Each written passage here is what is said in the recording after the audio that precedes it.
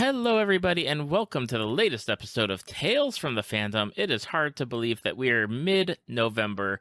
2021 is almost over, and I have a returning guest with me today. I'm so excited to get to catch up with her again. I have Clara. She is part of the Replay podcast, and, we talked about 3 or 4 years ago, and we're back together again. How are you doing, Clara? I'm doing great. Thanks for having me back on. It is my pleasure. I mean, it's not often that I have people send messages and they're like, "Hey, can I guest again?" and jump on there. And I never return guests down. It's like, "Hey, you liked it once, you liked it twice, and now this is your third time back." Yeah. It's been a lot of fun. So I'm excited. I'm looking forward to it. I am too, and you've transitioned kind of from, because originally when we talked way back in I think 2017 or 2016, you were cosplaying, and now you got a podcast that you're doing, which we'll be talking about later. Yeah. It's been quite a journey through all of my nerddoms over the years. It's always something that I enjoy watching people that I record with and then seeing their journey through life, like all the things that they do. Like I've seen graduations and weddings and babies and all sorts of stuff. It's always just so exciting to just follow people's lives. Aww. After I talk with them. I'm so proud of, I'm always proud of everything that my people do, whether it's I know you graduated with an MBA and you got the podcast now. It's just so exciting. Yeah. We all grow, right? Exactly. I feel like I don't grow. I see my kids are growing. I'm like, okay, the measure of time is my kids are now in middle school when they were in elementary school. Oh but my gosh. It's I have remained the same. I mean, I feel like you learn something new every single time you do one of these episodes. So that's growth too. You're good. Yeah. Oh yeah. I'll take that. Now, you approached me and you said you wanted to come back, and we're here to primarily talk about video games. Am I right? Yeah. Because I think last time I pretty much only talked about tabletop. So yeah. That's for the Women in Tabletop Gaming Month back in 2018 that I did. Yeah. And then before that, we talked about a whole bunch of tabletop gaming and cosplay, and I think some video games back then too. But Today, listeners of this podcast, primarily video games. Mm-hmm. So what you got? Because I'm not. I hate to admit it, but I work a lot, and then I have the podcast, and I have the kids and their dastardly homework, and then keeping up with the house and doing family stuff, and so my gaming time is very limited. I don't have a lot. But you have time to game, right? Yeah, well, I started Twitch streaming and have done a lot of gaming because of that this year. So, yeah, for sure. So I want to bring a couple of indie games to you that maybe you might actually have time for because they're pretty low time commitments. Okay. Yeah. And then of course there's a couple of really big AAA titles that I have way too many hours in. So I don't know if you want to get into playing that, but we can talk about it for sure. Well, I know. I'm a routine Twitch watcher, so I get to live vicariously through those people who play the games that I cannot. So I enjoy watching them. So what indie titles are you bringing to this table? Okay, so I don't know if you've heard of these because, like I said, they are indie titles, but they're kind of smash hit indie titles, to be completely honest with you. Smashing. How about Monster Prom? Do you know Monster Prom at all? I've heard the name. I've seen it on Twitter because I follow people that stream and tabletop RPG, and it seems like it's a crossover game where they get into it and they're playing it. And I thought it was a tabletop game at first, but I guess it's a video game. But yeah, that's my extent. So Monster Prom. Oh my God, I'm totally spacing on who actually designed it, but it was launched on Kickstarter, like so many of these wonderful indie games are, and it's a dating sim, but it's not your typical dating sim because instead of your traditional romance plots or whatever, you're dating fucking monsters. So like there's like a Medusa who's like a savvy businesswoman that's an option. There's a devil named Damien, and there's a werewolf boy that's just basically your stereotypical dumb jock, like football player, I guess. And there's all these different characters that you can choose from, but they're all monsters, and that makes them all kind of terrible people, which is a huge part of the fun. So so the reason I wanted to bring this game up is like, I mean, I'm openly bisexual and incredibly proud of it. And one of the things that I love about indie games and like the movement in the indie space is that there's so many LGBT friendly games out there, and Monster Prom is one of those.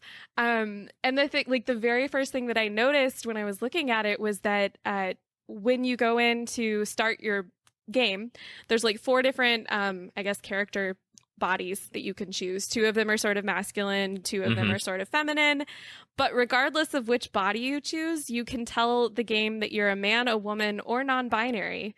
So you can make your gender and your body like presentation sort of match how you really feel in real life.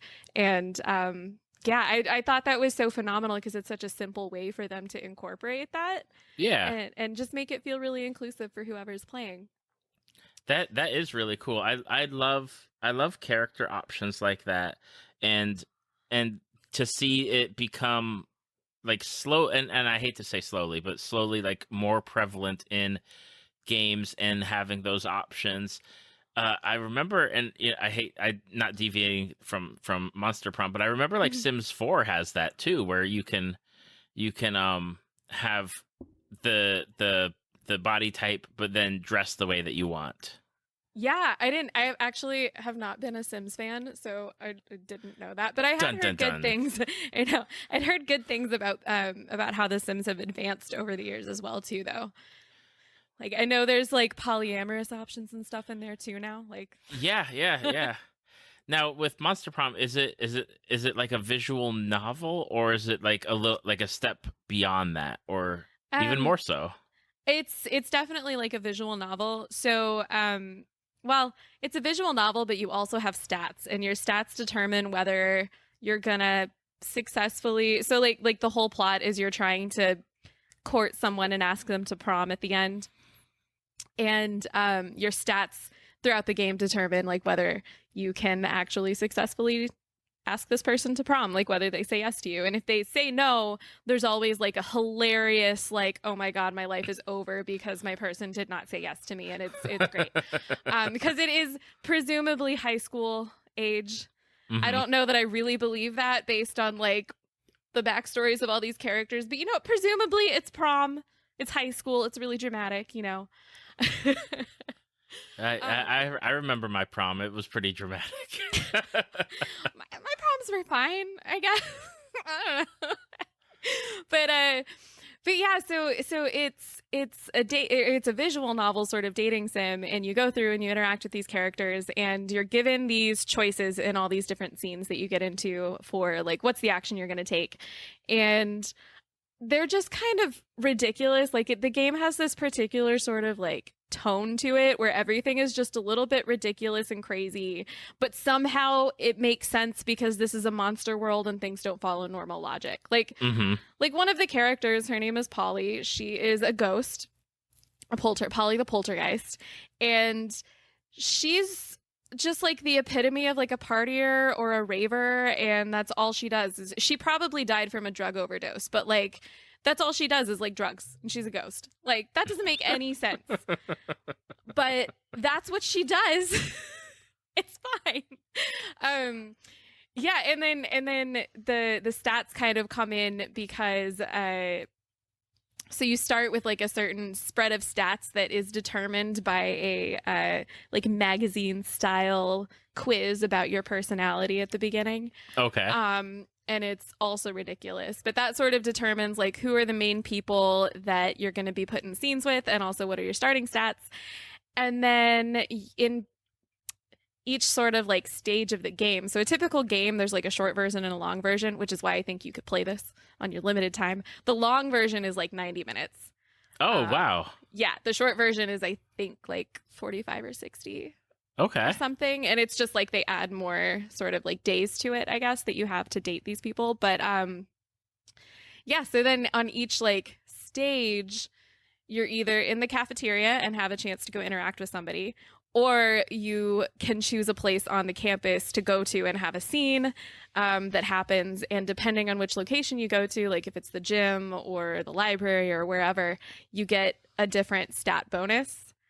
And then in whatever scenario they throw you into, you're always given like a decision point, right? Hmm. And you have to choose what's the way out of here. And usually your choices are like, there's two people in the scene with me, and if I choose one choice, it's going to make this person happy, and if I choose the other one, it's going to make this other person happy. So Okay.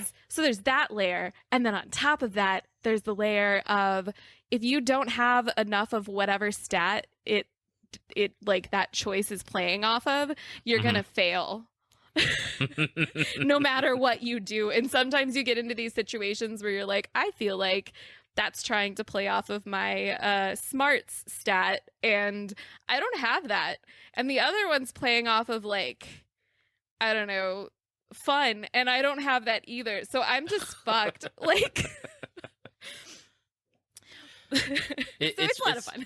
It's reminding me because I did play a visual novel because I did stream like ages ago, like I'm talking like years ago. I tried to do it, but again, busy, and it's hard to like fit that in on top of stuff. But I played Dream Daddy, and Oh my Dream gosh. Daddy has that like similar like stat thing where the interactions may not like work in your best favor. Plus, then you have like little mini games, and it's like, Ooh. okay, like I tried. There's one person that I was romancing. I was like, okay, I like this dad, right?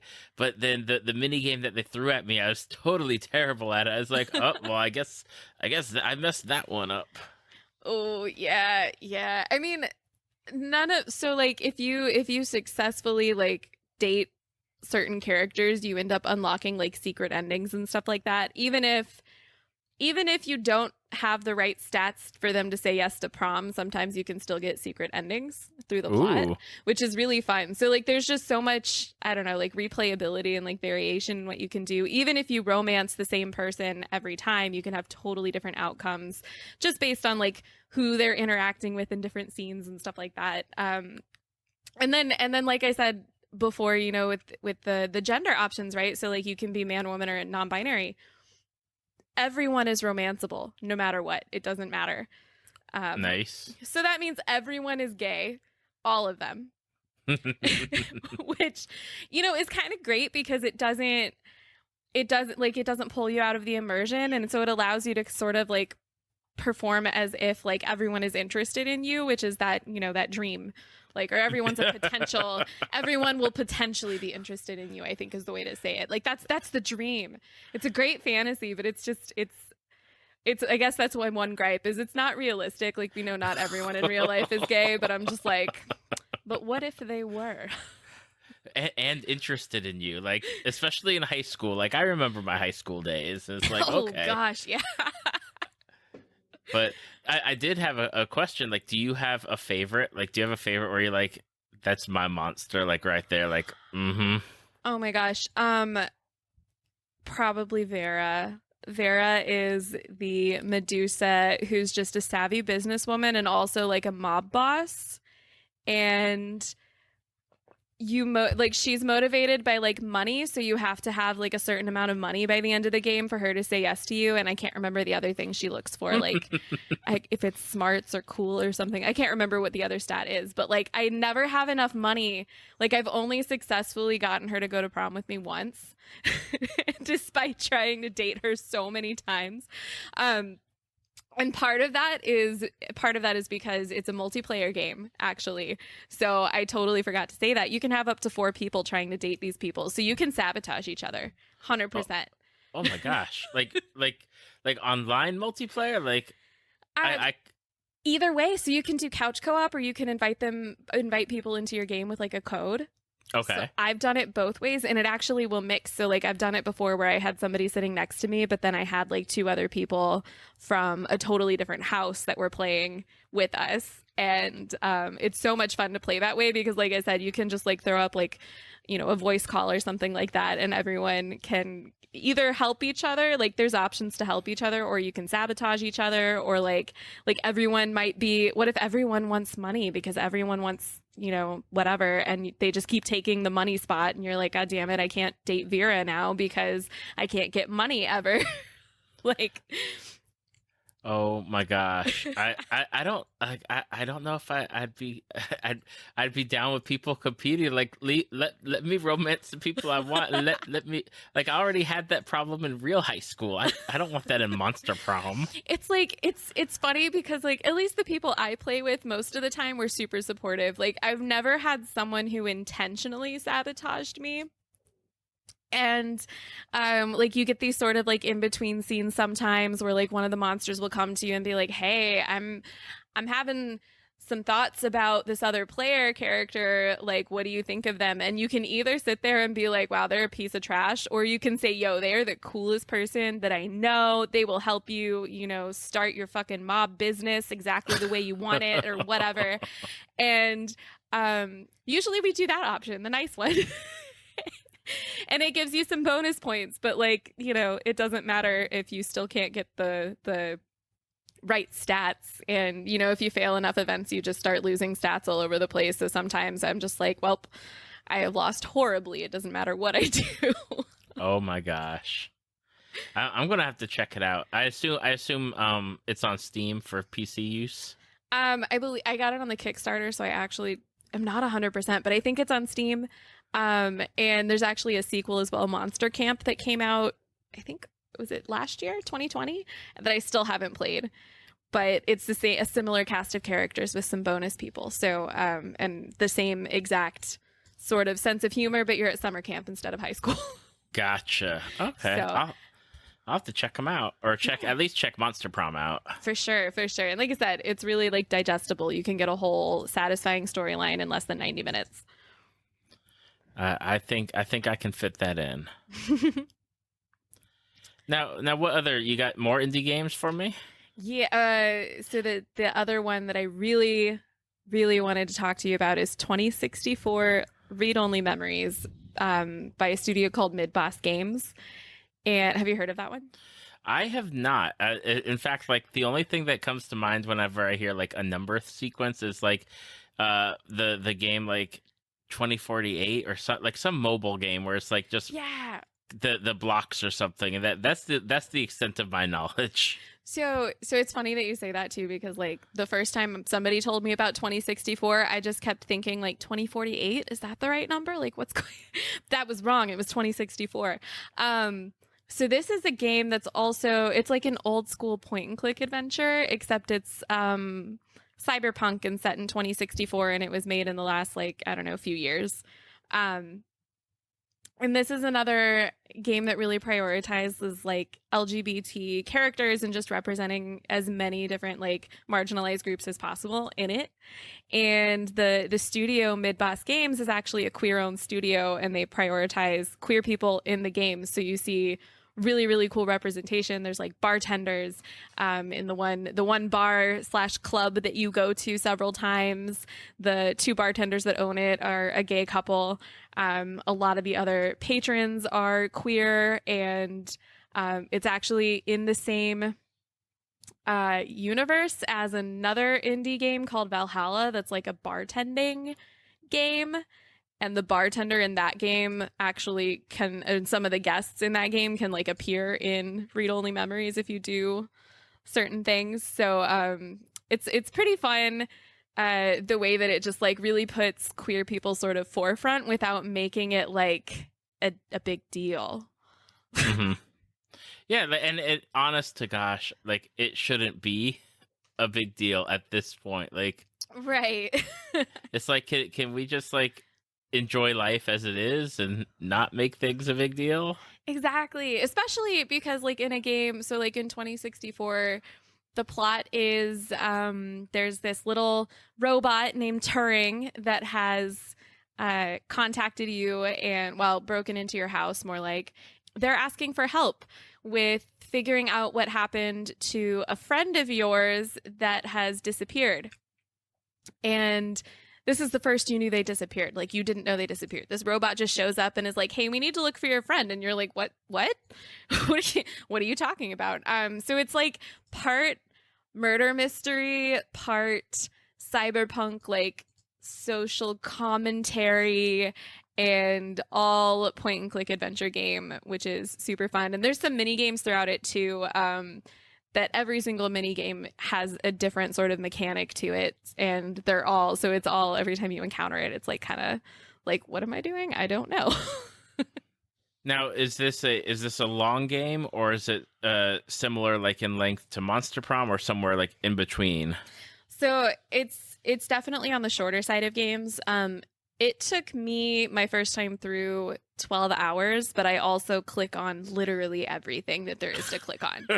So and I was streaming it, so I was like, it's a fully voiced game, so I was letting all of the audio play out in its entirety too, which I know a lot of people are gonna just click through because it's, they see the text and they read it and they're faster readers. So some people click through that too, but I think the average is like 10 hours or something. Okay. So it's a reasonable length. You could play that over, a couple of weeks, just a little bit every day, like a chapter a day or something like that. And it's it's a good time. It's well worth the 10 hours or whatever for it. That's cool. I like games that know that, they don't need to be long. Like, as long as you're telling the story that you want to tell, you don't have to have extra. Like, there's a place for Final Fantasies and Dragon Quests and Mass Effects and all of that, where it's like, okay, a solid 100 hours. Yeah. This is not that. This is, I always wonder if it's because it's a really self-contained narrative. So like in games like, Dragon Age and stuff like that, there's so many different possibilities, like branching storylines and all that stuff. Whereas this is like, there's choices you have to make, and those do affect later outcomes, but it's mostly relationships with other people, and or it's like how you resolve a certain scene. And when you get to the end, some of those decisions like make a big impact. Like if you've messed up in certain earlier scenes, you are not going to get a good ending. Yeah. But I may or may not have also just gone back to previous saves until I could get the best ending because it was important to me. But it's fine. Well, you come to really care about the characters, especially Turing, because Turing is like your child in a way. Like somehow, like Turing is a robot, but they're also self-aware, and like realizing that they are the only self-aware AI that exists in the entire world, and that it makes them incredibly valuable and also incredibly vulnerable. And you just end up loving this tiny little robot with like, I don't know, blue and silver and this very round head and just so cute. And there's like even a point where the robot is having to think about gender because you basically find out that there was a predecessor. I don't think this really gives away anything too crazy, but previous to Turing's existence, there was another AI that was like self-aware. And I'm not going to spoil what happened in that plot line, but that person or that AI felt very strongly about being female. Mm-hmm. And Turing has this moment of like realizing this and being like, essentially saying, I'm non-binary, like that's not me. I don't identify with that. And so I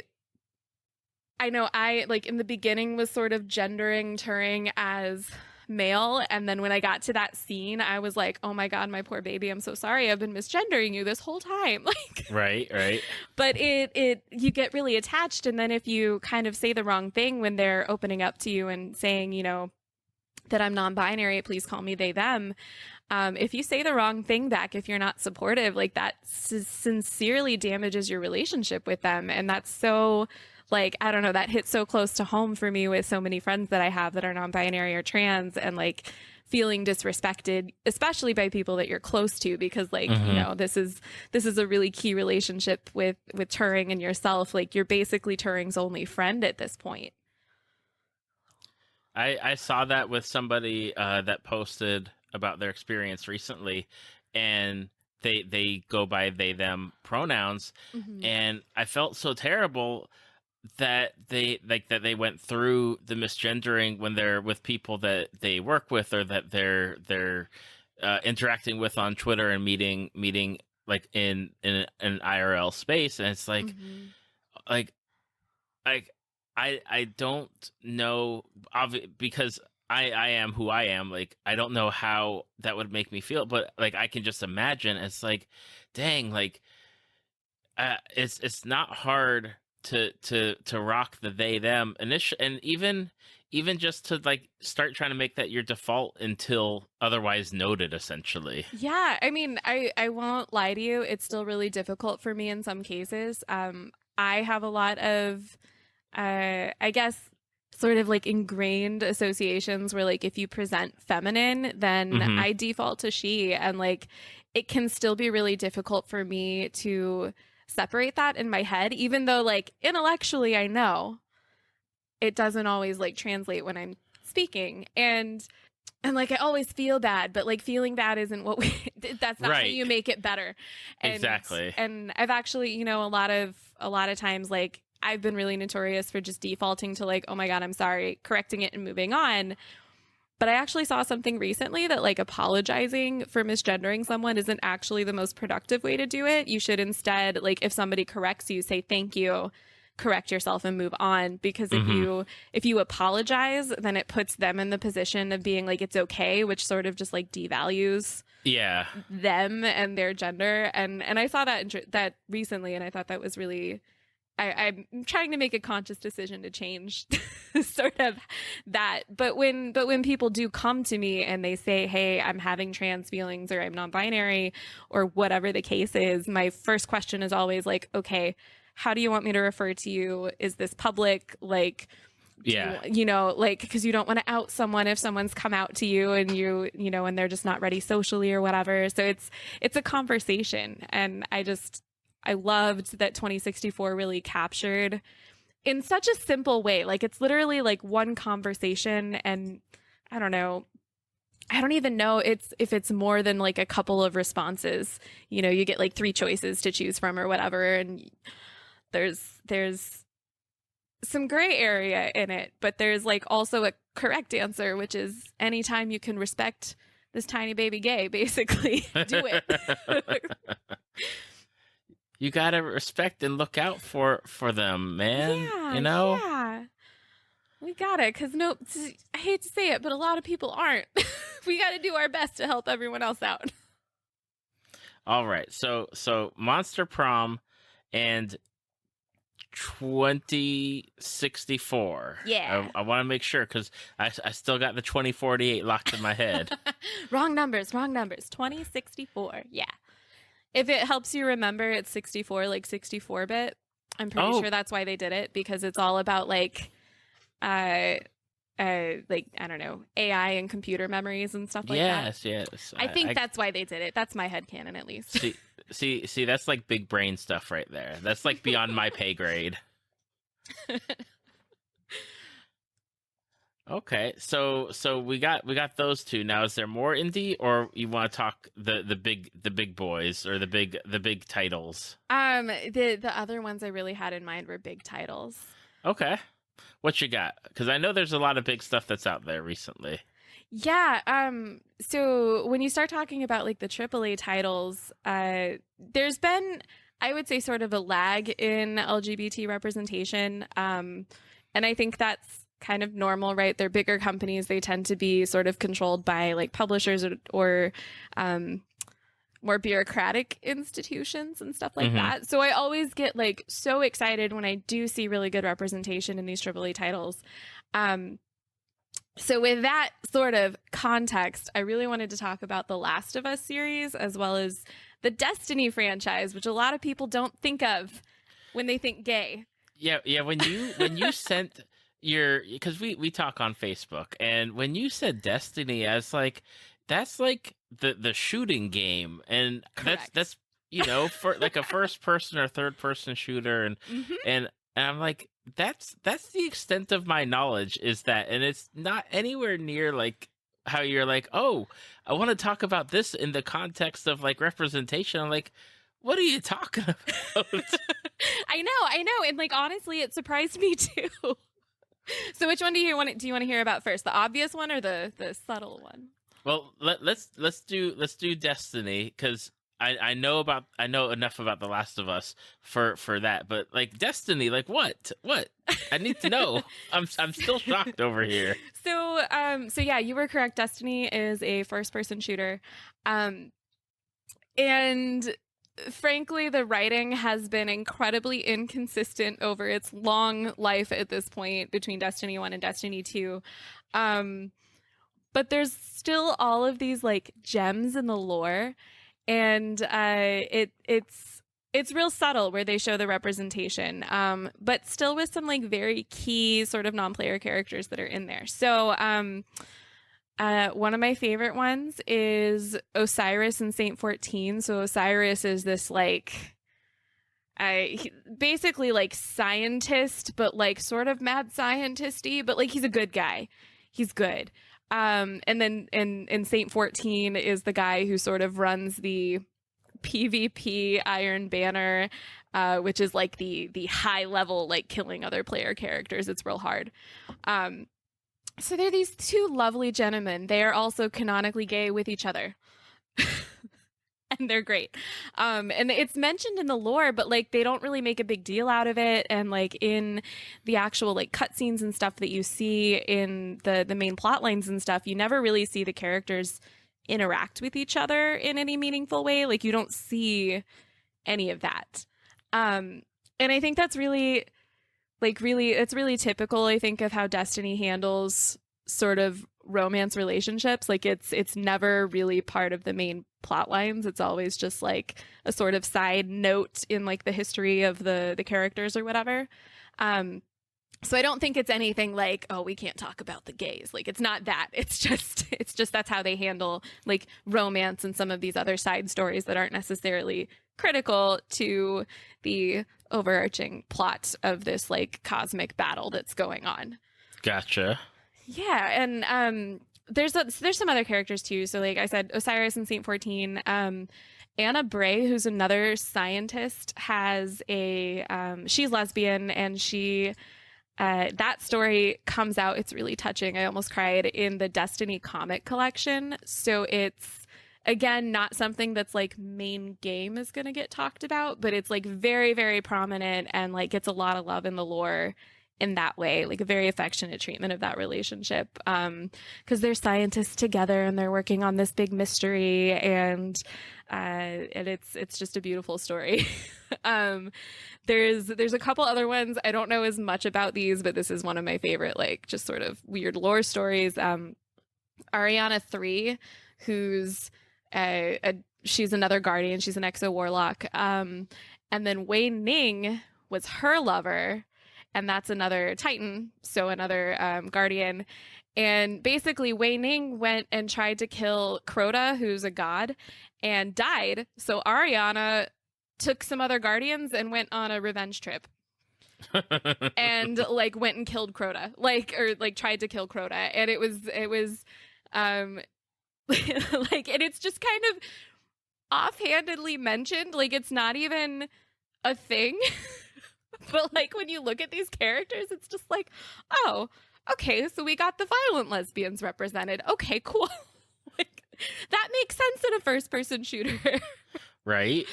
And then there's another one, Queen Marasov, who's like really, really popular right now, or I guess in Season of the Splicer, is a very, very big character. Her first relationship in the lore was with a woman. I don't remember the name, but she's also like dated or had sex with like other men too, so she's like canonically pansexual, I guess, which is really cool because you get just this like wide variety of different characters that all have interesting stories to them. You just kind of have to dig for it to find Right. it. Like, so is it presented in like you're clicking through like logs or lore and you're reading through it, or does it show up in like conversation? Like how digging is it?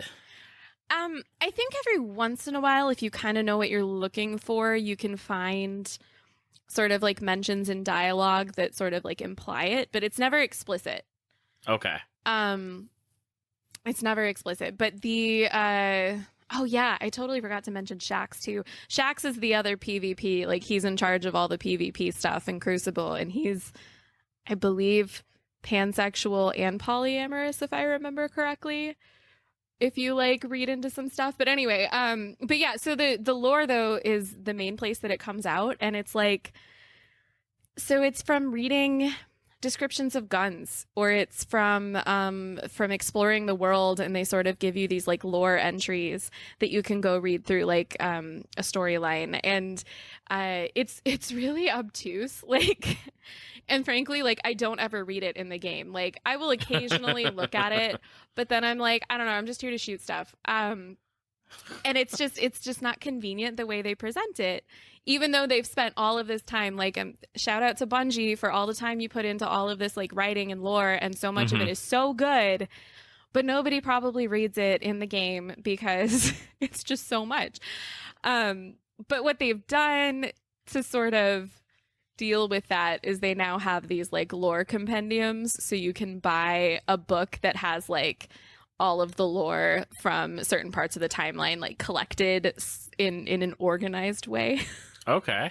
So you can buy books and read the books, and it's still exactly lifted from the game, so it would appear exactly like it's all the weapon descriptions, it's the lore from the lore books, but it's just put in a format that's more digestible.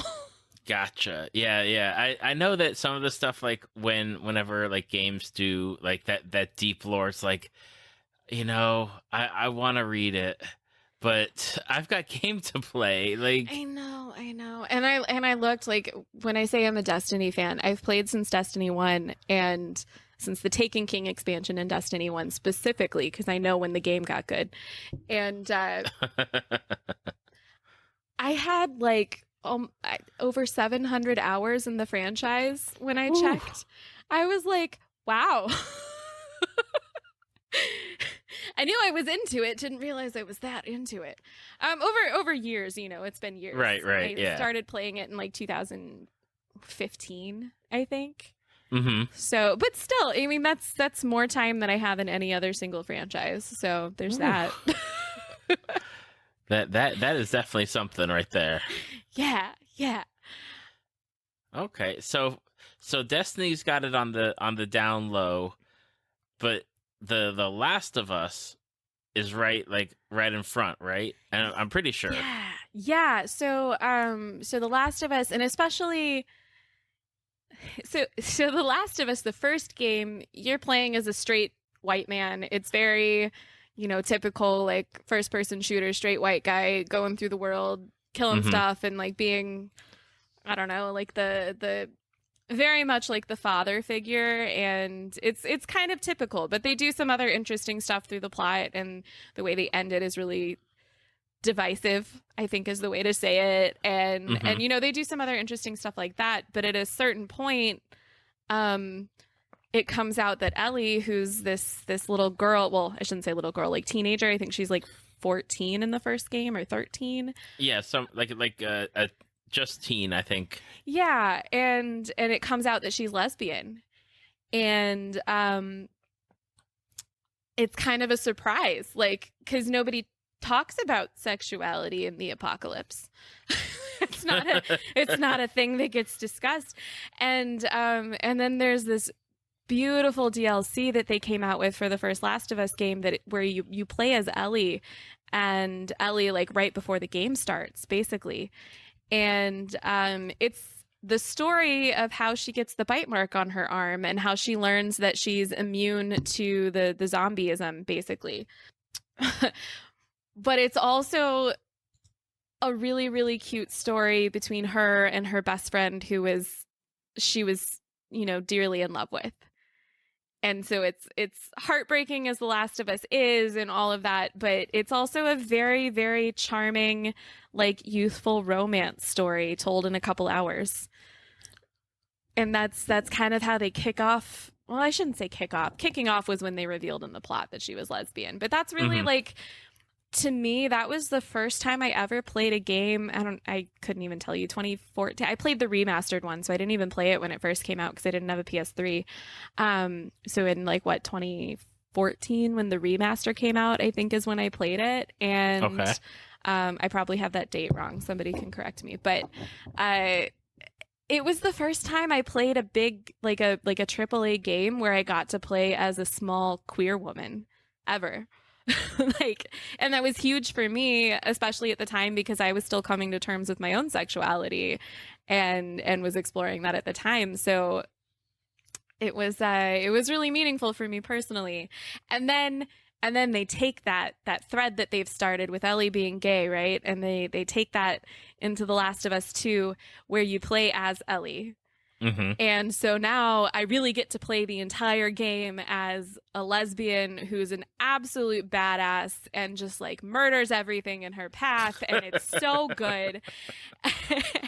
But she also, she has a romance, like it's a significant part of the plot is her romance with another character named Dina, who's canonically bisexual. And you actually see her interacting with her like ex-partner who's a man as well as Ellie, and she's kind of like nobody really makes a big deal out of it. So Hmm. it's again one of those things like I was talking about with like 2064 where they put it in front of your face as part of this world, but it's not like it's just another part of the world. Right. Um except there's one person who does make an issue out of it, and I fucking love how the game handles this. So at the very beginning of the game, they live in this town called Jackson, and it's a community of people that have all sort of banded together to try and create normalcy in the apocalypse. And they've got their defenses, and they do what's the word? They do like sweeps in the area to make sure that the zombies are cleared out and things are safe, and they're actually people are raising families, like having children, and that you see children playing around. There's a bar where people can go dance. Like it's like the return of like what we think of as normal for the first time for these people. Right. There's a scene in the bar where there's an older man in the Jackson community, an older white man, who makes a homophobic comment because Dina and Ellie kiss at the bar. I know, it's scandalous, absolutely scandalous. And Ellie's like not real dad, but adoptive dad, I guess, Joel, who you play as in the first game, he like clocks him and just knocks him out. And he's like, "Don't you talk about my daughter that way," basically. And nobody supports the bigot, basically. Everyone's just like, why would you do that? I mean, the sort of mayor of the town is like, basically makes the bigot apologize to Ellie. Not that Ellie wants to accept it, Right. but makes the bigot apologize. And like it's a teaching moment. It's this moment of like, hey, you said that thing, and I know you got clocked. And like Joel probably shouldn't have punched you, but at the same time, you really shouldn't have said that. Right. And it's so they start with this like reference, what just again, one character that's a bigot, and that's it. They squash it immediately. Like that's how they set the tone. And it's a really cool starting off point because like I don't know, like it's almost like it's saying like we don't have time to be bigots because we have bigger problems to worry about, like zombies. Like for real.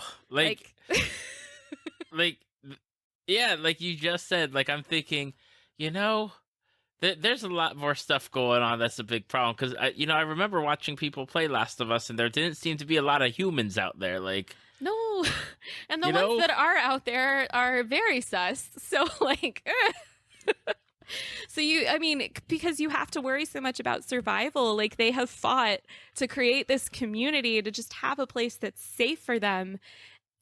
And it's like bigotry is like a luxury. Like it's not Like, we ain't got time for that. We don't have the resources to deal with that. Like, just don't do that, because we're going to put all of our time and energy into surviving. And frankly, considering like the LGBT relationships in the game are accepted and shown as like standard human behavior, like it's just like bigotry is the one that's out, you know? Like, it's not like sexuality isn't a luxury. That's a natural thing for people to want. It's this bigoted part that is the luxury. And I've always loved that from day one when I played it, because I was like, and they use it to kick off really interesting like character relationships and stuff. Like Ellie's having arguments with Joel. She's embarrassed that he punched the guy and like whatever. But it's not about like there's not a moment of like, well, I don't feel okay because I'm lesbian. Like, it's like, no, I'm fine. This other guy's not fine. Oh my goodness. Yeah, I've heard, I heard a lot about Last of Us 2 with the representation and seeing that, like, and being able to play that kind of character, gives people like, it's wonderful that they can have that character to play, essentially. It's like, it's nice to have like those options now, or not even options, like being forced to being like, if you want to play The Last of Us 2, this is what you're playing as. Right. Like, that's the character, and it's essential to the storyline and the way that it's told that is her character. And they even show a ton of like romance moments between Tina and Ellie, so they're not shy about it. Just like, if there's intimate character development moments throughout The Last of Us Part 1 too, that have nothing to do with like a romantic relationship, but everything to do with this father-daughter relationship that's developing. And they treat it like exactly the same. It's just another relationship, and it's just another pair of characters that are growing throughout this whole thing. And I love that. And then the other big thing that I think gets talked about a lot, but maybe not as much as it should, is the trans storyline in the game, because this is the first AAA game that I know of that has an explicitly trans character that's represented in a positive way. I don't think I've even heard of that. Really? Okay. So this one's fun. There's this character named Lev that you meet not when you're playing as Ellie. So at a certain point in the game, you start playing as Ellie's sworn enemy, basically. And as you're playing as her, I'm totally blanking on her name, but I'm sure I'll remember it in a second. But as you're playing as her, she's a really, really like beefy, fit, like almost masculine looking character. And I know when they announced The Last of Us Part 2, one of the like it was spoiled that there was going to be a trans character in the game, but they didn't say who the trans character was. And so everyone thought that this very masculine looking character was going to be the trans character. And people were I mean, there's always people online upset about everything, but there were people upset about like, oh, why do they have to have a trans character and all this other stuff. Right. Well, then it turns out that wasn't it at all. That woman is just a very masculine woman. That's it. Yeah. And when you're playing as that character, she meets another character named Lev. And Lev is a trans female to male character. And it's revealed gradually. Like, there's this moment where, you're helping Lev and Lev's sister, and they've got a whole situation where they're running away from the society that they've been living with, because Lev was about to get married off to somebody, basically like an arranged marriage as a woman, and Lev had this realization of like, I can't do that, so he cuts his hair.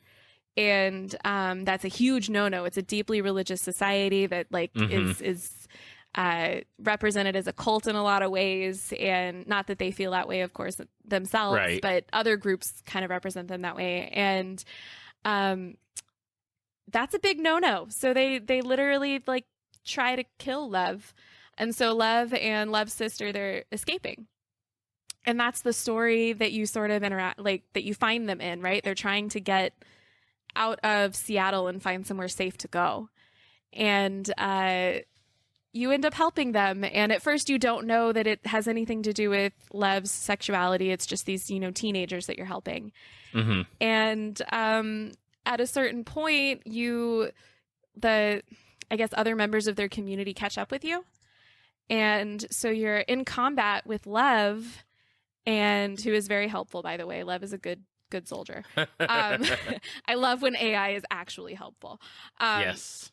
But Lev is, so you're sitting there, and then you start hearing the other characters calling out a woman's name as if they're talking to Lev. And that's how you figure it out. It's these people that don't believe in transness that are dead naming Lev. And you don't ask. You don't ask at all. And after that first combat scene where they reveal that through the dead naming, Lev has this moment of so did you hear what they were saying? And you say, well, yeah, I heard. And Lev is like, do you want to ask about it? And you're just like, only if you want to talk about it. I'm not going to make an issue of it. You're Lev. You introduced yourself as Lev to me. And it's this you don't want to like this character at this point, that you're playing as, because she's supposed to be the villain. But then you get to this point where you're just like, oh, but she's very human. And again, it's that idea that we don't have time for bigotry. We're trying to survive. I don't care. Right. So and I love that. And you get to know Lev, and Lev becomes a very very important character to you. And you just develop this beautiful personal connection with Lev, and protect them, and they become your little sibling almost. And it's just a very you're helping them escape to a better reality where they are actually allowed to exist, and you're providing that, or trying to provide a safe space for them to be that. Mm-hmm. Emotionally, I feel emotionally successful. Physically, I don't know, there's a lot of zombies, so we tried to make a safe space. Oh my goodness.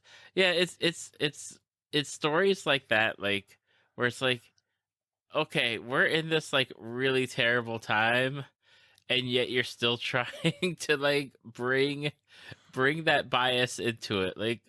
Just give up. You're lucky that we're alive. Right. And I know I don't want to do an injustice to the way they're representing, because almost all of the groups, the factions that they put in the game, they all are pretty complicated. They all have their valid points. They all have chosen to survive in a certain way because they have evidence from their own experience that suggests that's the way to survive. And this religious cloistered community, they live on an island, sort of isolated from everyone else. That's one of the ways that they survived, was through faith. And it became incredibly cult-like.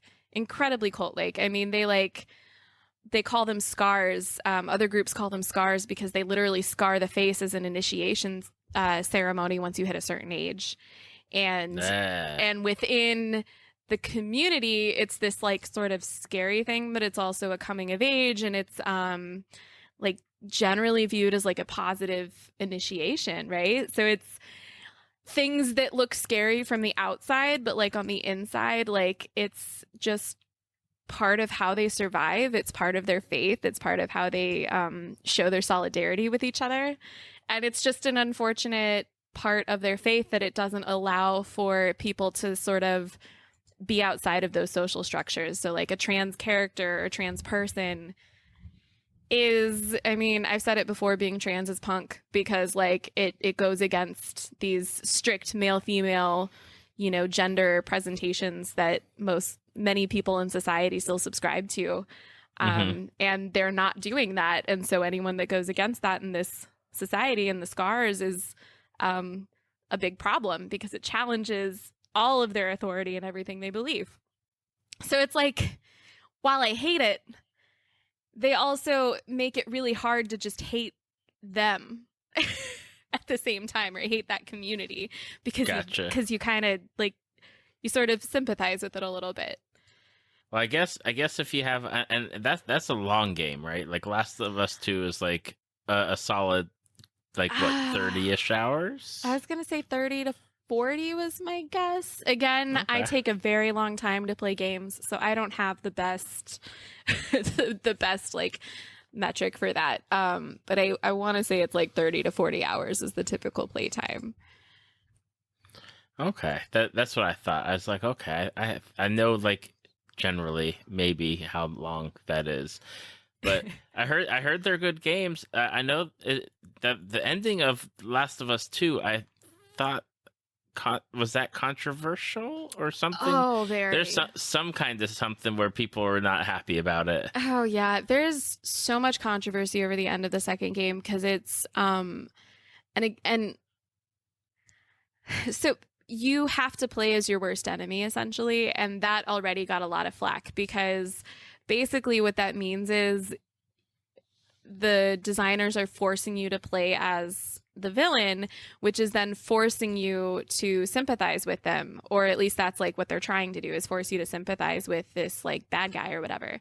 Hmm. And I mean, I would argue I loved that. I hated it at first, but then once I get into it, I loved it because it showed how similar Ellie and her foil essentially are to each other, and that made it even more. I don't know, like there was so much more depth to it, to understanding those characters and those storylines when you started realizing the ways in which they were similar to each other. And so I really liked that. But also at a certain point, like Ellie kind of becomes the villain because you have to fight against Ellie. And I'm sitting there, literally, I was streaming. The first time I played it, I didn't stream it. But the second time I streamed it, and I was literally like screaming because I was just like, I don't want to fight Ellie. Like, first of all, she's a badass bitch and I'm going to die. Second, and I did die multiple times. But like, second of all, I was like, I don't want to fight Ellie because I don't want to hurt, my baby, this one that I've been playing the first half of this game with. And Right. then in the second half, when you play as oh my god, I can't believe I can't remember her name. I'm gonna be so upset. I'm gonna look it up and then cry about it. But there's another reversal where you go back to playing as Ellie, and then you have to fight this character that you've been playing as in the middle part of the game. So they make you do this back and forth, and the very final sort of like fight scene is this really gritty like battle between Ellie, you're playing as Ellie and your enemy, and everyone is so broken down and you just don't want to do it. Like, it is so rough. Like, I compare it after a certain point to just being thrown through like an emotional like wood chipper. Like, you're just so raw because everything is emotional, and I think that's what a lot of people didn't like about it. You hit a point where you're essentially torturing her because she's not fighting back, Hmm. and you just keep hitting her, and you can't advance the game unless you keep hitting her, and you make her fight back, and because you threaten Lev's life basically and all this stuff, and it's just like you become the villain that you didn't want to be, and it's so disappointing. Oh my goodness. I And don't I don't know if I could handle that. yeah, and it was a lot. It was a lot to deal with, and like I said, I felt like I needed like aftercare from the game because it was so emotionally like ragged by the end of it. But I think that's why a lot of people are upset about it, because the game forced you to take this position and then to do things that are kind of unspeakable, and you literally cannot advance the storyline without doing those unspeakable things. And Gotcha. it puts you as a player in a really weird place because I mean, yeah, we've been shooting zombies and stuff the whole time, and we've been shooting at other humans that have tried to shoot us first, but you're now attacking a character that you've grown to like. Right. So it's totally different. Oh my goodness. Now, I guess my last question about not Mass Effect, Last of Us is there going to be like a third one? Is there like did they leave that up for like, hey, there might be another one, or is it like done? I I honestly don't know. I think that if they do make a third one, it's probably going to follow Lev. Um because each time they sort of So like the first game was Joel and Ellie was like the younger generation, and there's a lot of like theming around like, you know, the younger generation is going to be the way to the future, right? Like we need to protect the young people so that they can grow up and continue like rebuilding society to something that's recognizable. And so kids are really important. That like parental relationship is really important. So I think Hmm. my theory is that if they do make a third one, it's going to follow Lev because he was like the next generation that you're trying to sort of like usher into a better reality. Um, but it's also entirely possible because Dina ends up having a baby too throughout this story. By the end of the story, she has a baby, and so I think it's also entirely possible that like you're gonna see those two younger characters come back in some way. Um, and there's so much room for growth. They've only really explored like a couple parts of the country, of the United States. And the United States is a huge place. So I think there's so much space for them for Naughty Dog to like explore other Hmm. storylines and other factions that are going on and sort of continue the story. But I think if they do it like if they follow the same pattern they did with the second one, it's going to be that next generation. And maybe you'll Gotcha. see Ellie as like an old woman. I think that would be really fun to see where she's grown after all of this, like sort of proving that she can't be satisfied without without the revenge that she was seeking, basically. Okay. It'll be really interesting. All right. So I think we got all the games that you Mhm. wanted to talk about. Yeah. Okay. So if you listened up to this point, there's definitely some game recommendations to check out.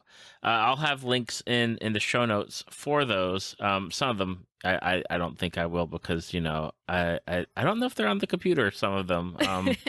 I know Destiny is. I'm not sure if Last of Us 2 is, but I maybe think it is. I think Last of Us is a PlayStation exclusive still. Yeah, so I Yeah. can't link that. I can't link that for you. But Claire, you're also doing a podcast, like I mentioned at the start of this Yeah. episode. You're doing replay. Yes. Now, what is now like to me when I say replay, it's like okay, I get it's either like a sports analogy of a replay or like you're replaying video games. But is it more than that? Is it beyond that? I need to know. So I'm really glad you asked about the name actually because I put a lot of time and attention into how I did this. Um, replay is I punctuate it like RE:play. And that's really intentional because it is supposed to be replay, like in the sense of like I'm replaying like replaying games or we're talking about the games that we've played, but it's also as in like regarding play. Like I just want to talk about play itself and like why games are Ooh. important and all of those different aspects of games that people don't really talk about. Like you know let's talk about the community. Let's talk about like issues that we see in games. Let's talk about how to be better people, basically. But all through the conversation about games and play. Gotcha. I like that. I like that that I'm gonna pun it, but I like that play on words Yeah. because it's like because I use the RE:, especially in my work life, like Hmm. regarding this and this. It's like okay, Yeah. I that's like again big brain stuff right there. Like definitely not my pay grade of stuff. This is like advanced level like naming stuff. I mean, I think it came out of when I was in college. I was on the founding team. We started a literary criticism journal. It was an English major, so we called it Research. And the idea was that it was a research journal, but we did search because it was about the search for knowledge. It was like really kind of cheesy, but I loved it. And so that's kind of what inspired it. And I started like turning that over and like so I have to give credit to that team. It wasn't entirely my like big brain moment with the re, but it just fit so perfectly with what I wanted to do. Now, why? Because that's always a great question, and I actually saw an email that came through from a podcasting thing that I'm always getting emails from. It's like, why did you create the podcast? Like, what was that driving force? Because podcasting is not like the easiest thing at times. No, it's been quite a challenge at times, actually. Oh gosh, for me, I started thinking about, I guess, media in some way. I wanted to create a platform where people could, how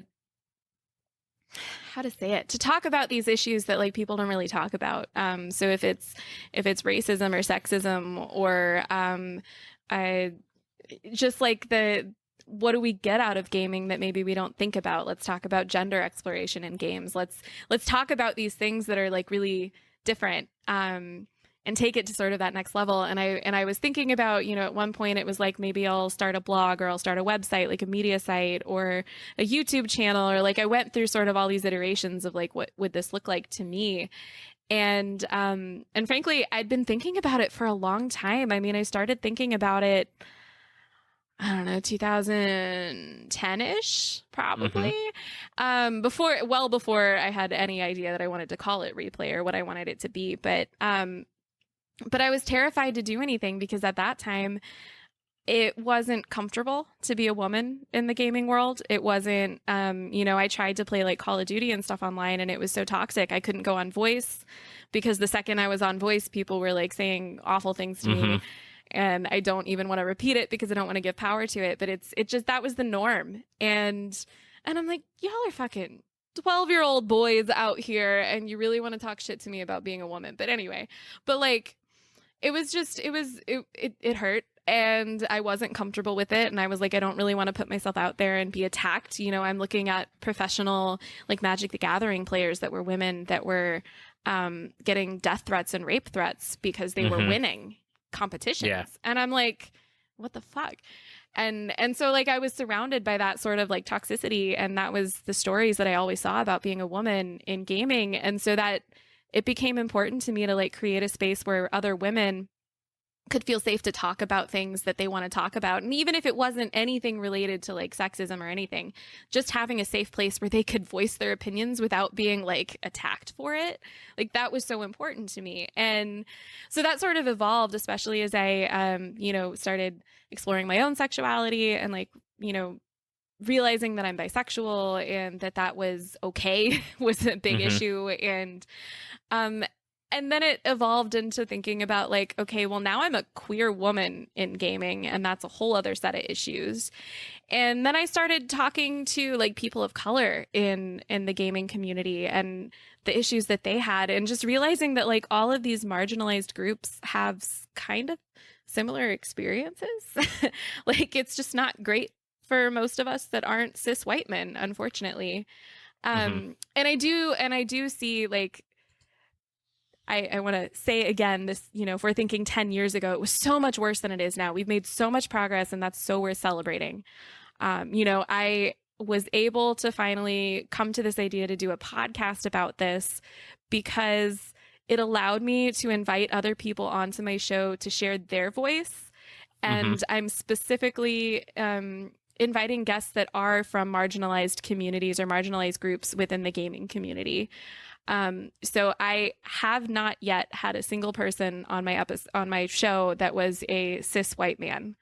Um, it's all been women, people of color. I had a trans man on my first season that talked about how games helped him explore trans identity for himself, and just a lot of the stories that you don't really hear came on my show. And that's really, I guess that's the long way of saying my mission is really to just lift up those voices. I wanted to make a space for them to speak out.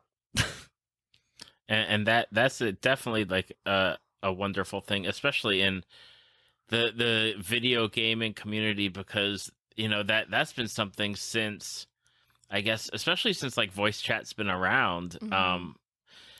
You hear the stories, you hear it, like if you're, especially if you're playing and you're like listening in, it's like it's just mind boggling at times, and it's just like even now I know that there are people that don't like that they don't do voice chat, like they don't do voice Yeah. anything on the game unless it's like a private server or they're Hmm.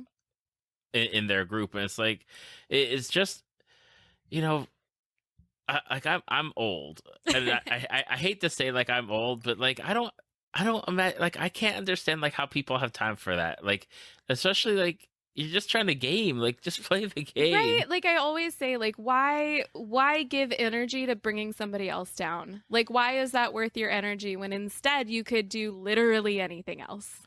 Right. Like use it to, I don't know, learn to make a new cocktail or, pick up a new game that you've never heard of and play that and just see how it goes or hang out with your friends or anything else other than tearing people down. I just don't understand. Now with your podcast, I assume, you're talking about video games, Hmm. and you got the guests coming on to talk about like the specifics of what they want to talk about. Is it like a, the guest that chooses the topic? Do you have something in mind ahead of time? Like how does your episodes get laid out essentially? Yeah, so first of all, I should say it's not just about video games, even though that's what I came on to talk about today. I love all kinds of games, and so all kinds of games are represented. Okay. I've had tabletop RPGs, LARPs, video games. I'm in conversation with somebody about doing an episode about escape rooms. So like any kind of game that you can think of has a space, Gotcha. and most of the episodes, like we don't even stick to one kind because like people will come on to talk about video games, but then inevitably it gets compared to something in tabletop or Mm-hmm. whatever. So there's a lot of overlap. So there's that first of all. But as far as like the actual topics, I would call it like a collaborative process. So oftentimes when I reach out to somebody, I have an idea of what I might like them to talk about. So there's something that got me interested in them. So it's like my friend Nate that was on an episode, he's going on a decade of experience in the video game industry and he's Thai American. So I knew when I reached out to him, I was like, hey, I kind of want to talk about your experiences as a game dev or game designer, specifically like an Asian American game designer, especially Mm-hmm. with how timely that conversation is with, Stop Asian Hate and stuff that's been going on Right. in the community. But I was like, if you're comfortable talking about that, I'd love to have that conversation and sort of bring it to the forefront in games. And, but it was a collaboration because I didn't come in and say, we need to talk about this. I Right. came in and I said, this was sort of my idea, but I'm open. Let me know if you're interested in having this platform to speak. And if you are, like, what would you want to talk about? And I feel really lucky that he did actually want to talk about some of those experiences as a Thai American in gaming in the United States. And, but he also was like, this is something I really feel passionate about, that every game designer should GM a tabletop game. And I was like, oh, he was like, yeah, I really want to talk about that. And I was like, okay, done. This is your platform. Let's do it. So I would have never thought to ask him to talk about that, even though I know, like, I know that he's a really big tabletop game person. Since I've known him because I met him shortly after he got into them, really. But I would have never thought to ask about that. So I like to say that it's sort of a collaboration. Like I might have an idea, like a little nugget, but I'm also like, at the end of the day, it's their voice and their platform. And I just want to Mm-hmm. enable whatever they're passionate about that they want to talk about. Exactly. Exactly. I totally get that. Yeah, For the myriad of reasons. I was gonna say, I feel like that's exactly how you operate too. You're just like, cool, what do you want to talk about? What fandoms are you a part of? Exactly. Like I said my thing over, it's like, okay, yeah, I'm down to talk about X, Y, and Z, but if you have other stuff too, like, it's always changing. Yeah. But now my, and this is gonna be my personal question, because I know how I track down people, right? Like I I'm on Twitter or I'm on Facebook or I'm on Instagram, and generally, especially with Instagram, it's like, okay, I check like the cosplays or Hmm. what they're into and what they're posting, and I do like I go back and check, and then I'll soft follow, right? Like I'll be like, oh, I'll check them out because they're whatever, and then I'll check their stories and see what they're posting, and then it's like, okay, I think this might be a good fit. Let me ask. Like that's generally like my Instagram Yeah. tracking of people. How are you finding your people? How are you finding the people that you want to ask on? Like what's your process? I mean, most of them have been through sort of my personal network. I being as involved in gaming as I have been for so long, I know a lot of people in the game world. And then like living in Orlando, like EA Sports was right there. And I literally lived across the street from the studio. So I met a lot of people that work at EA while I lived there. And so it was a lot of like, just like, who do I know that isn't just a, white cis dude who might be able to, come on my show and be interesting to talk to. And so it kind of started with that. And my first season was heavily like female. And it was, let's see, like my first episode was a friend of mine that I met because she worked at EA. My second episode was actually a friend of a friend. So I had reached out to another friend to talk to her about it. And I was like, I always ask, do you have recommendations? And then that led to this other guest who now I'm super good friends with. And I actually got to meet her in person just a few weeks ago, which was crazy.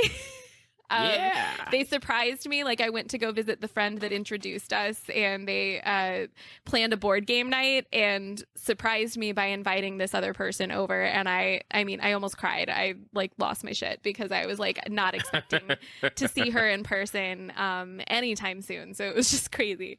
But yeah, it's a lot of like networking. And then as I see things online, I mean, I'm always crawling through just like interesting things on Twitter and stuff like that, and looking at like what kind of accounts can I follow and what interesting things are people doing. So like my second season has been a lot more people that I either had seen online were doing interesting things that sort of fit what I was doing, and or had interesting like messages that they were already putting out in their content that I really wanted to lift up.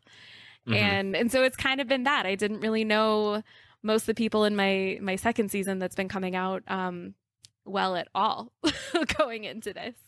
And so like, and I even have looked at some like online organizations. Like there's this really cool nonprofit organization that I just stumbled on called Latinx in Gaming, because I was reading another article and it was an interview with one of the founders, and they were talking about this like job fair that they host or that they run, where they get big studios to come out and specifically recruit Latinx talent for the video game industry.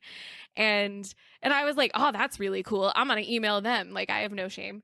So yeah, it's been a little bit of, I'm shifting more into kind of like the way that you do it, I guess, where it's a little more like research and just finding these people online, but also, also just like talking to people that I know and being like, hey, you know people, who do you know? Like, can you put me in touch with somebody? Cause I think that it's important to find those voices that people don't necessarily think about that are behind the scenes. Exactly. And a lot of them don't have a web presence because they don't want people to know they work on games. Right. Or it's like or it's like, oh my gosh, like you're solo on the totem pole maybe, or you're in background or something. Like you find these like, and it's all like, I know when I'm finding my guests, it's like, how do you not have more people following your work? Like, this is amazing stuff. I don't get it. Yeah. And then like it's just like those little things where you're finding like maybe niche people where you don't expect to find them, but then they do something like super incredible, and you're like, oh my gosh, I cannot believe that you do this, and more people should know about you. Yeah, absolutely. Absolutely. And I'm always finding people that I'm like, wow, what you're doing is really, really cool. And maybe I don't have the time to consume that media, but like, I sure want to promote that. It's like, I try to retweet every time I find something that's really cool on Twitter that like, I think people should know about. Absolutely. Now, for people that are listening to, obviously this podcast, but they want to check out your podcast, like what episodes would you recommend? Like, I don't want to say like best of episodes, but episodes that give them a good overall sense of like, this is what you're going to get with this podcast. Yeah, I would say one of my most sort of like flagship episodes so far would be the episode with Narissa Hart. They are a gender fluid professional speedrunner, and they speedrun Shadow of the Colossus, and they had a really, really cool conversation about the speedrunning community and what makes it so like unique and cool, and also their experiences as a like gender fluid streamer and speedrunner, and what makes that sort of challenging that people may not realize. And I think that was, but it was also so positive, right? Like it was, I always try to leave people with something positive, and that Narissa is such a positive person that I feel like she's like they're really iconic for what I try to do on my show. So I definitely recommend that one, especially if you're into video games, or if you're just curious about speedrunning. Gosh, I had an episode in season 1 with Missa Dawson that was about mental health, and how like tabletop role playing was critical to her mental health journey. And that's something that doesn't get talked about enough. I would love if people would listen to that one. There's so much good stuff. It's like picking children. I have a hard time like saying, I mean, because I'm sitting here, I'm like, Trey Joyner's episode was really good too. If you like Afrofuturism and like giant robots, I don't know. There's so many good ones. Right, like, and I hate, like, it's a good question to ask, because it can direct people to like at least like a singular focus, or a good smattering or overview. But at the same time, I totally understand, like, who do I want to promote, and who, like, and there's like, but I'm not promoting that person, and I feel bad. Right.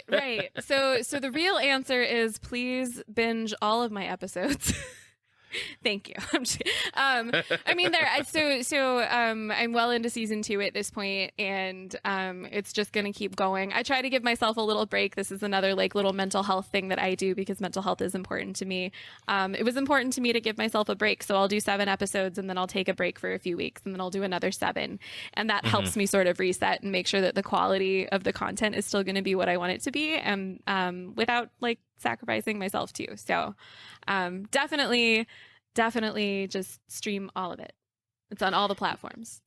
that is a very key point, because I killed myself. I don't want to say that.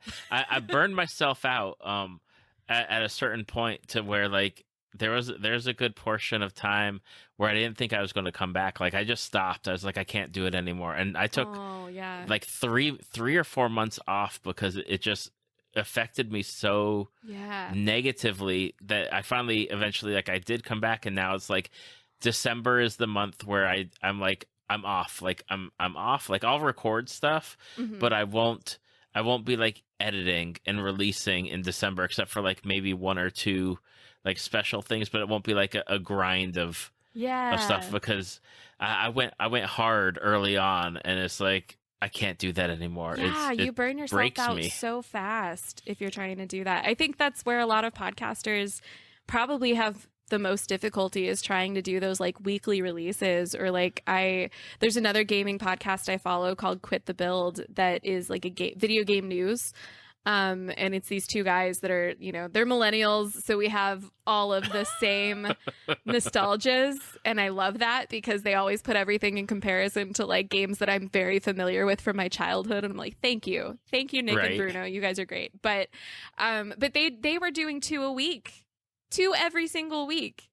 And they were all like, I don't know, 45 minutes to an hour long. And I was like, you guys are going to burn yourself out. What are you doing? And they just switched to 1 a week. And at the same time that they're starting like a podcast network with a bunch of other shows. So I'm like, guys, please tell me you're taking care of yourself. I worry. But like, but like I see that kind of stuff all the time. And I worry, because there's a lot of podcasters give up for the same reason. So. Yep.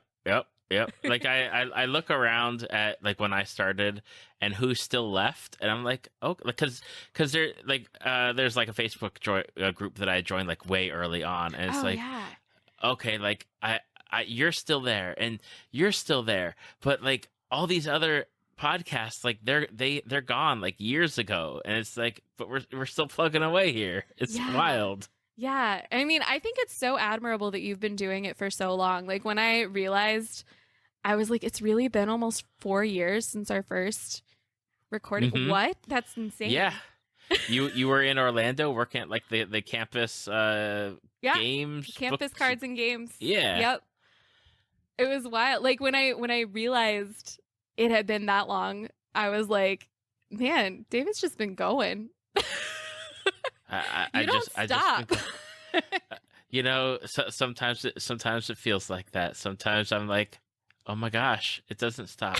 But then I get to like talk to people, and like it's like the one thing I do for myself is like I get to make new friends, and that's the thing where it's like I didn't expect to have this much fun, but I did, and now it's going to carry over for like years. Yeah. And some of these relationships are lifelong relationships that you're making. Like not everyone is going to be like that, but sometimes you just click with someone, and Exactly. it's amazing. It's beautiful. It is. Now, Clara, for people that have made it to the end of this episode, and they want to listen to your podcast and check it out and interact with you and you know get to know your guests, where can people find your podcast? So it's on all the podcasting platforms. So, you know, Apple, Google, Stitcher, Good Pods, if you like that app, which is like a social podcasting app. Spotify, of course. I even cross post onto like SoundCloud and YouTube. Like I just put it as many places as I can, basically. And it is called Replay, RE:play. And yeah, it should be pretty well anywhere. I've got on social media, I'm on Twitter. I have a TikTok even, which is wild. Facebook. I'm everywhere. Instagram. It's some variation of replay_pod or _podcast or something like that. I can give you a bunch of clicks. People aren't going to remember it if I just tell them verbally anyway. So that's right. So if you're listening, which you are, hopefully, the links are going to be in the show notes and on the Facebook page and the website, so that way you can easily click and go to the socials and go to the podcast and make sure like you subscribe or hit the follow button or whatever you need to do on those social media accounts. That way you're following Clara and the podcast, and you know you can stay up to date on the podcast episodes. Yeah. And totally reach out to me. Anyone who's listening, if you like think this project is cool, please reach out to me and talk to me, because like I want to hear from y'all. Absolutely. There's so many wonderful people that I know that are listening to this podcast, because you know I hear from them on a daily basis. So if you're actually listening and you know you got gaming stuff and maybe this is up your alley, you know, let Clara know. Send her a message. Hit her up. Do something. Yeah. Wave a flag. I don't know. Whatever you do to communicate with people. Bat signals. See, carrier pigeons. Yes. But Claire, I want to say thank you for taking the time out of your day to hang out with me and talk video games and your podcasts. And I feel like I've got at least one video game that I'm definitely going to have to check out and play through it. And you know, I'll have to report back and be like, here's my experience with being heartbroken yet again for prom. Yes, please give it a review and let me know what that review is. I want to hear it. Absolutely. But thank you, and go listen to Replay and check it out. Thank you for listening to Tales from the Fandom. Subscribe to us on iTunes or your podcast app of choice. Follow us on Facebook at www.facebook.com/Tales from the Fandom to see photos, links, leave feedback, and check out upcoming guests.